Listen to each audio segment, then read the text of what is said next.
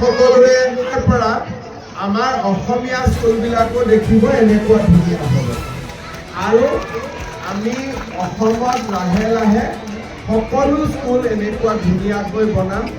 আজি আমাৰ সৰুপথাৰ সমষ্টিত সুন্দৰ স্কুল নিৰ্মাণ হ'ল আৰু কেইবাখনো স্কুল ইয়াত নিৰ্মাণ হৈ আছে। মই সকলো ছাত্ৰ ছাত্ৰীকে বহুত মৰম জনাইছোঁ আৰু তোমালোকে ৰিজাল্ট ভাল কৰিব লাগিব। নিযুত মইনা আঁচনি আছে, এতিয়া নিযুত বাবু আঁচনিও আহিব 1 ফেব্ৰুৱাৰীত।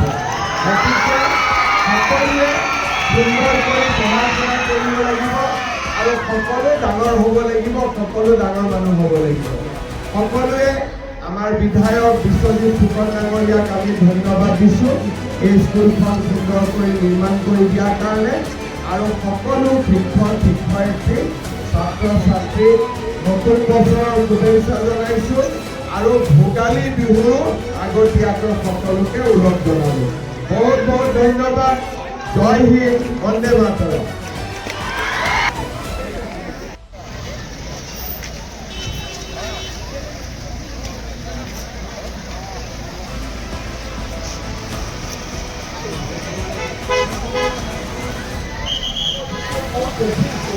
বেছি দাদাটো লৈহে মই চিন্তা কৰিব নালাগে।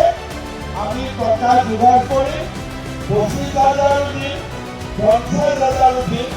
অসমৰ এটা বহুত ডাঙৰ কাম হ'ব যদি ইমান মহিলা আমি লাখপতি বাইদেউ বনাব।